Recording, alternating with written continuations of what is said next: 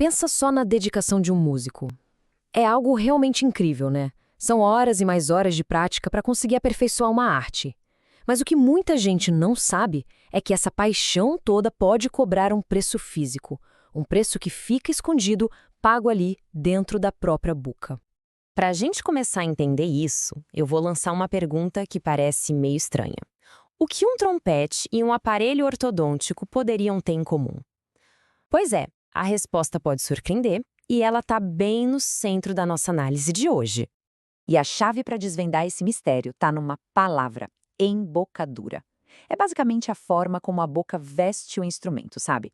Essa tarefa muscular que é super complexa é o que está por trás tanto da música perfeita quanto de possíveis problemas orofaciais. E olha, pode não parecer, mas não estamos falando de uma pressãozinha qualquer. A embocadura exige uma força física considerável, uma força constante e muito focada numa área bem pequena e super sensível do nosso corpo. E que força é essa? Bom, estamos falando de 500 gramas. Essa é a força média que um instrumento de metal, como um trompete, exerce sobre os dentes enquanto o músico está tocando. Para ter uma ideia, é como pegar uma lata de refrigerante cheia e ficar pressionando contra os dentes por horas. Agora, para a gente ter uma noção real do que isso significa, vamos comparar. Um aparelho ortodôntico, que é feito para mover os dentes de propósito, aplica uma força entre 35 e 60 gramas. Agora pega isso e compara com os 500 gramas de um instrumento de metal. É uma força mais de 8 vezes maior. É uma pressão gigantesca que, ao contrário do aparelho, não foi feita para ser terapêutica. Então, o ponto principal é que instrumentos diferentes criam pressões diferentes. Vamos em frente agora para ver como essa verdadeira sinfonia de forças se traduz numa variedade de sintomas específicos para cada família de instrumentos. Começando com clarinetes e saxofones. Neles, o bocal fica apoiado nos dentes de cima, enquanto o lábio de baixo, que está ali amortecendo a palheta vibratória, fica pressionado contra os dentes inferiores. Essa mecânica toda pode causar problemas bem específicos. A pressão constante pode, por exemplo, empurrar os dentes da frente para fora, criando o que os dentistas chamam de overjet. O lábio inferior pode acabar cortado pelas bordas dos dentes e o atrito com o bocal pode, com o tempo, desgastar o esmalte dos dentes de cima.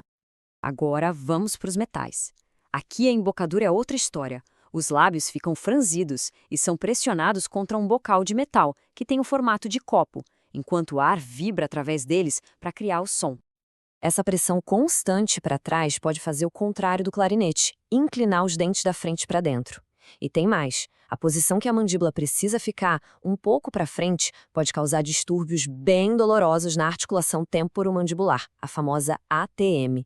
E claro, a pressão e a vibração podem machucar os lábios, causando calos e outros traumas. A gente poderia pensar, o pessoal das cordas está livre disso, né? Mas não é bem assim. Para violinistas e violistas, o instrumento fica apoiado entre o ombro e o lado esquerdo da mandíbula, e muitas vezes os dentes são cerrados com força para ajudar a estabilizar o instrumento.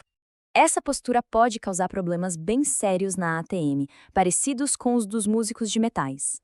Existe também uma condição de pele, o pescoço de violinista, causada por esse atrito constante.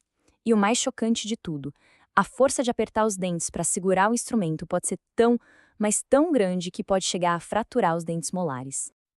Ok, já vimos um monte de problema, mas calma. A boa notícia é que existem soluções. A chave é encontrar uma harmonia entre a prática musical e a saúde do corpo. Vamos dar uma olhada em como isso é possível. Existem várias medidas bem práticas e proativas. Por exemplo, protetores labiais de acrílico podem amortecer o impacto. Um dentista pode suavizar as bordas afiadas dos dentes que machucam. Pequenos adesivos de borracha no bocal diminuem o atrito. E, claro, coisas como gerenciar o estresse e se hidratar direitinho com água também fazem uma baita diferença. Então, para qualquer músico que esteja sentindo algum desses problemas, aqui vai um plano de ação bem claro. Primeiro passo, não ignore a dor. Depois, converse com seu professor de música. E o mais importante, procure um dentista que entenda essas necessidades tão particulares.